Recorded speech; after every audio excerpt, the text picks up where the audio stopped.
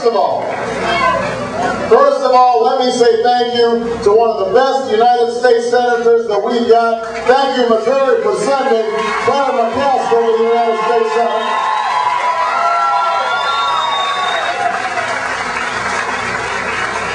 I want to thank one of the finest secretaries of state anywhere in the country. She's going to make sure all my votes are counted.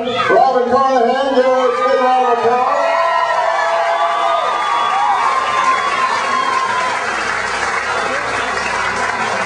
And if I'm not mistaken, we've got Missouri State Representative Michael Frame here as well.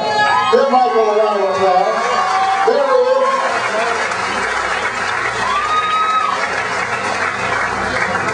You know, I'm not going to give a long speech because I want to shake as many hands as possible and say hello. But we have had a great day. We started in Springfield. We worked our way up. We went, I guess we stopped by Lebanon to a diner, got some fried chicken. We went to Rolla and had a wonderful town hall meeting. And so I don't know what they're talking about when they say Southwest Missouri, Democrats can't get votes, because I think we're going to get a whole lot of votes.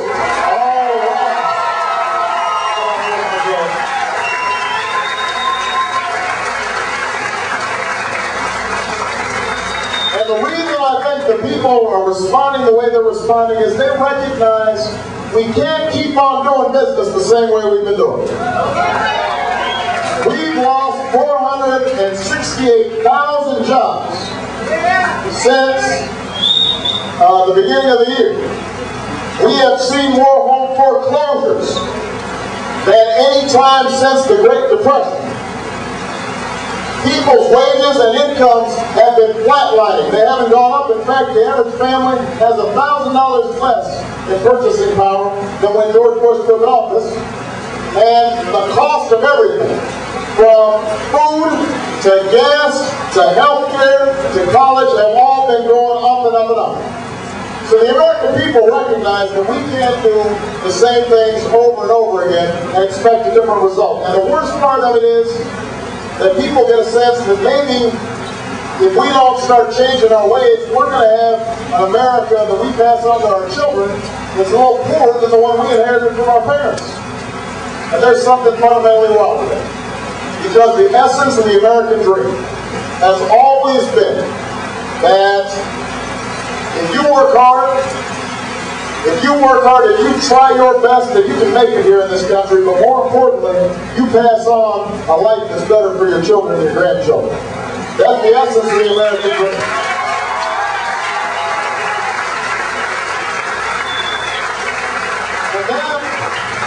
And that's what's at stake in this election. That is what is at stake in this election. John McCain has rendered magnificent service to our country as a veteran of Vietnam, and we honor him for that. But the truth is, John McCain's running for a third George Bush term. He wants to continue to give tax breaks to the wealthy. He wants to keep on with these corporate tax loopholes and tax havens. He wants to give a tax break to ExxonMobil, even though they made $11 billion last quarter. That's not a strategy for change. And so if we are serious about this election and we choose the path of change, here's what we can do. We can finally say we are no longer going to put up with an economy that works for Wall Street but doesn't work for Main Street.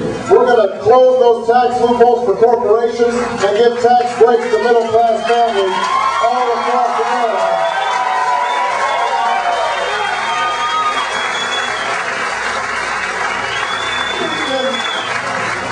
We can decide that we're not going to put up with a healthcare system that doesn't work for every American. That we're going to reform the system and make it more efficient, to emphasize prevention, so that everybody is getting regular screenings and regular checkups, so that every child is getting a primary care physician. that we are actually saving money and providing care to every single American who needs it, and helping those who have health insurance to lower their premiums so they can afford it. And we're not going to wait 20 years from now to do it, or 10 years from now to do it. We'll do it by the end of my first term as president.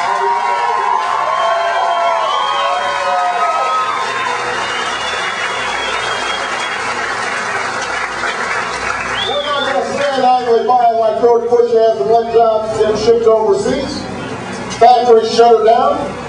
We're going to decide that we're going to work with the auto industry to make sure that we're building in the United States of America. We've got the best workers in the world, but they've got to get some help from management and from Washington to make sure that we're investing in the new technologies that will create fuel-efficient cars and plug-in hybrids that we can not only sell here in the United States, but export all around the world.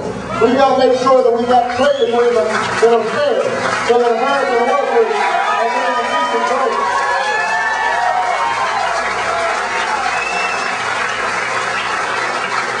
We've got to stop making tax breaks to companies that ship jobs overseas. Give those tax breaks to companies that are investing right here in the United States of America.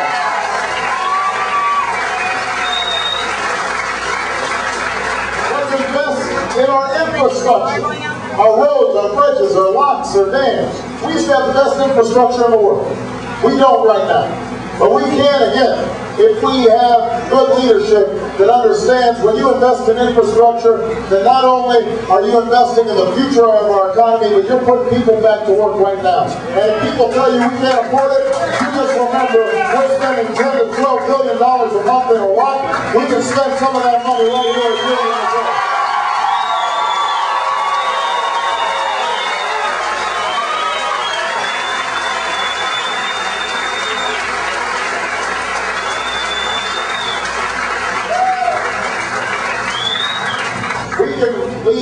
We can talk about leaving no child behind and then leave the money behind.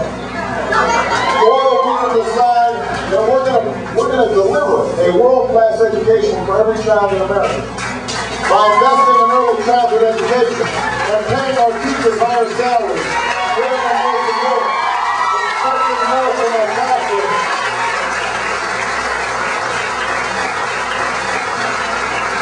We can provide a $4,000 tuition credit every student every year in exchange for national service. Working in the Veterans Home, working in the Peace Corps. We'll invest in young people all across America. They'll invest back in America and make this country strong. And we can finally have an energy policy that works for every American. You know, George Bush, all he's been thinking about is the oil company since he got in office. When he put Dick Cheney in charge of energy policy, Dick Cheney met with the renewable energy groups once. He met with the oil and gas companies 40 times. So it's not surprising now that what they want to do is to give more leases to oil companies to drill, except for the fact that the oil companies have 68 million acres of leases right now that they're not using. And my attitude is, before we give oil companies any more, how about making sure they're using what they got? And how about going after oil speculators who may be making a profit on the backs of the American people?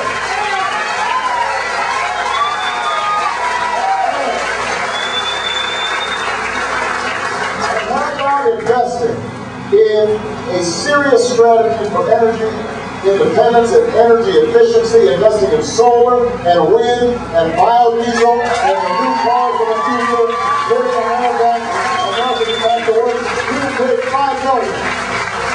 We can create 5 million true jobs in green technologies all across America, all across Missouri, if we've got the courage and the determination to bring about change. Now, let me just close by saying this. John McCain and the Republicans, they don't have any new ideas. That's why they're spending all their time talking about me.